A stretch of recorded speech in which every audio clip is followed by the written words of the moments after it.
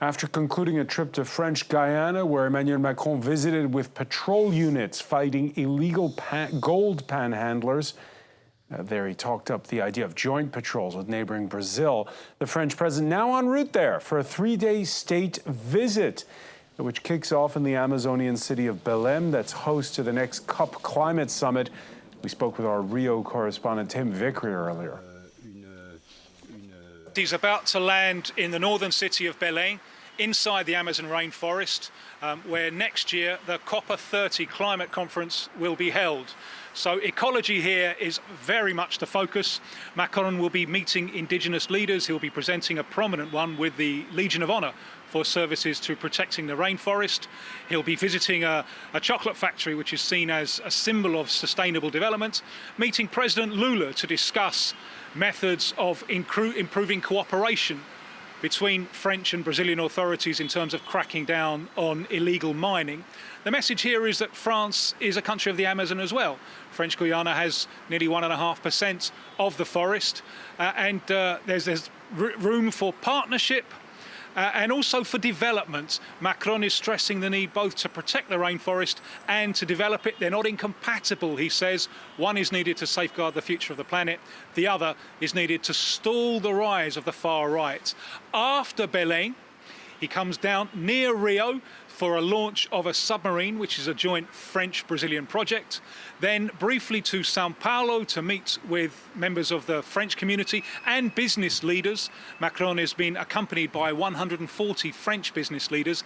And then on to Brasilia on Thursday for the most difficult part here, because it's a state visit with President Lula.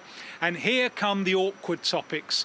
The divergent positions of France and Brazil on Gaza, on Ukraine, and the elephant in the room, this perennially stalled trade deal between the European Union and Mercosur, where the obstacle is France. France say their objections are on ecological grounds. President Lula of Brazil thinks that this is more to do with protecting French farmers. The tone from the Élysée in Paris is very positive. They're saying that this is the relaunching of bilateral relations and a strategic partnership between France and Brazil after the difficult times of Bolsonaro. But there will be tough times, difficult moments in those talks on Thursday. And to give you an idea of the atmosphere back on this continent, the Mercosur free trade deal in the crosshairs this Tuesday of protesting European farmers in Brussels at a time of squeezed margins, their concerns echoed by the largest French farmers union, which is staging its annual meeting in Dunkirk. With European elections coming up in June, Emmanuel Macron's vowed to oppose the deal, as Tim Vickery was saying. For more, let's cross to Geneva and journalist Jamil Shad. Jamil, Macron is, let me get this straight, he's the banker who's against the free trade deal, and Lula's the trade unionist who's in favor of it. Hello, Francois. Good to be with you. Yes, it seems very awkward, but that is the reality. I have been covering the trade deal or the trade negotiations since 1999, and every single French president since then has been against the deal. The fact is that obviously it is a very important aspect of the relationship between Brazil and France, and I would say with Europe, but it does not define the relationship between the two countries. It is absolutely fundamental. There's no question about that. But what this trip will also show is that basically the alliance or the partnership can go beyond the non-existence of a trade deal. So what happens there?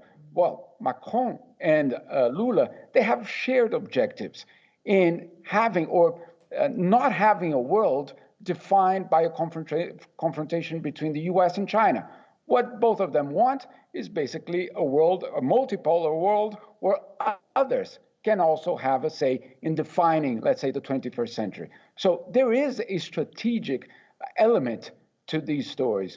For example, during this week, we will see Macron saying that basically France will support Brazil's bid to become a member of the Security Council of the UN. So there will be other elements. Now, you're right, and Tim mentioned very correctly the fact that the elephant in the room is obviously the trade deal between Mercosur and the EU. And they do have common interests, Jamil. Macron, they also have common adversaries at times. Macron's been crossing swords of late with Russia's president, whose biggest ally inside the EU is Viktor Orban. He harbored Lula's biggest rival back in February. The former president, according to a New York Times video that was leaked, staying at the embassy, the Hungarian embassy, back in February for 2 days. This while he was waited upon by the Hungarian ambassador and staff members. He was fearing possible arrest over coup plotting charges. Your thoughts on how Macron and Lula will broach the subject of Jair Bolsonaro if it comes up? Well, there is an element there that is very explicit, which is the fact that the far-right movement in the world is globalized. They have a plan, they have allies, and basically they have cooperation whenever needed. And this was a case of, let's say, the translation into facts of this cooperation between far-right movements around the world. It is a threat in Europe. It is a threat in South America. Bolsonaro, during these 2 days that you mentioned that he was at the Hungarian embassy in Brasilia, now in February, he was out of the reach of the police. That is the truth. For 2 days, if ever the police had to, do an operation to try to get him or anything that was related to him, he was out of reach. He was inside a foreign embassy. This would not have happened. I cannot imagine that Orban, or at least his group, did not know that Jair Bolsonaro was staying at the embassy for 2 days. There are lots of questions still to be answered. Why the presence of Bolsonaro for 2 days at the embassy? What happened during these 2 days? What were the negotiations exactly? Lots to be clarified still. But what we know, and what is very clear from all of this, is that this cooperation between Bolsonaro and Orban, something that was built since 2019, it resulted in basically this moment of harboring Jair Bolsonaro during these 2 days. I insist, for these 2 days, he was out of reach from the police. And it will be talked about over the next 3 days as Emmanuel Macron embarks in the coming hours on that state visit. Many thanks, Jamil Shad, for joining us from Geneva. Have a good day.